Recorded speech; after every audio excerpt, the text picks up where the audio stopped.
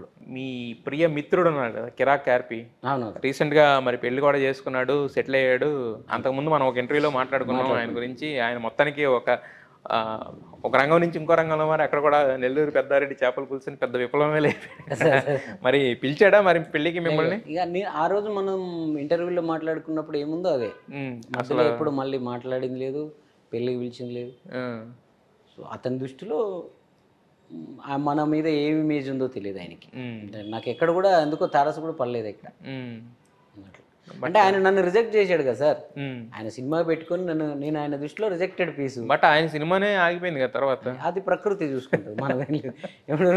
Okay, KCR గారు మాట చెప్పేవాళ్ళు సార్, మేము ఈ మధ్య దాన్ని బాగా వాడుతున్నాం దాన్ని.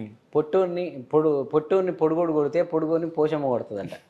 సో పోషమ్మ ఐపీఎస్ అని మేము ఒకటి క్రియేట్ చేసుకున్నాం. ఓకే, ప్రతిదీ పోలీస్ స్టేషన్లోనే కంప్లైంట్ ఇవ్వాల్సిన అవసరం లేదు, అక్కడికి వెళ్ళి పోషమ్మ ఐపీఎస్ కూడా ఇవ్వచ్చు. ఓకే, పోషమ్మ ఐపీఎస్ ఏం చేస్తుంటుందంటే, మీరు ఒకరిని పగ తీర్చుకునే దమ్ము మీకు బలం లేదు, మీరు బలహీనులు, మీరు పగ తీర్చుకోలేకపోతున్నానే వాడు అంత బలవంతుడు, మరి నేను కొట్టలేకపోయాను అనుకోవద్దు, మీరు సైలెంట్గా ఉండండి, నిజాయితీగా ఉండండి.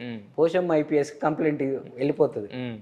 తారక్ గారు ఒక బలవంతుడు తారక్ గారిని ఏదో చేశాడు, పోషమ్మ ఐపీఎస్ ఆయన చూసుకుంటారు. సో పోషమ్మ ఇప్పుడు చట్టం అంతా కేసీఆర్ గారి దగ్గరే ఉంది, అన్నీ ఆయనే ఉంది. పాపం రేవంత్ అన్న ఏం చేయలేడు. పోలీసులు అర్ధరాత్రి వచ్చి తలుపులు కొట్టి భార్యతో ఉన్న ఆయన కూడా గుంజుకుపోయారు ఒకనాడు.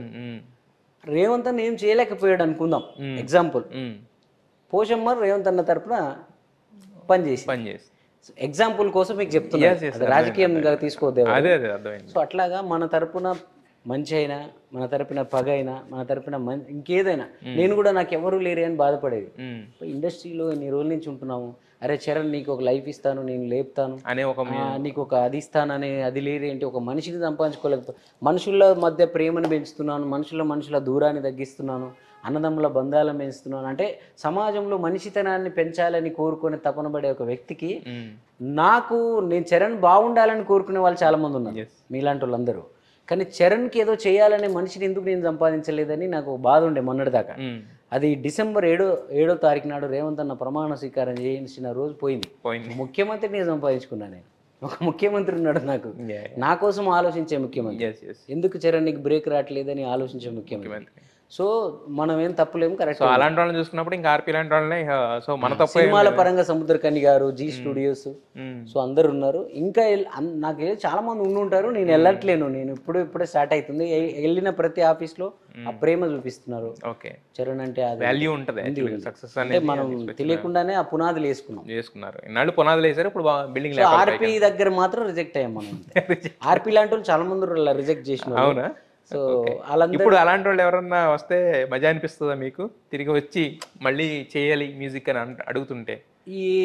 అంటే వాటి గురించి ఆలోచించే టైం ఆలోచించము. బట్ కాకపోతే ఏంటంటే మనకు తెలిసిన మనిషి ఒకసారి సక్సెస్ లేనప్పుడు ఒక రకంగా చూస్తాం, సక్సెస్ ఉన్నప్పుడు మనోడాన్ని మళ్ళీ చేరడానికి ఈజీగా ఉంటుంది కదా యాక్చువల్గా. అంటే వాళ్ళు ఏంటంటే వాళ్ళు తెలివిగా ఇంకొకరి మీద చెప్పేస్తున్నారు. ఇప్పుడు నేను చరణ్ నిన్ను తక్కువ అంచనా వేసినారు, వాళ్ళందరూ ఇట్లా.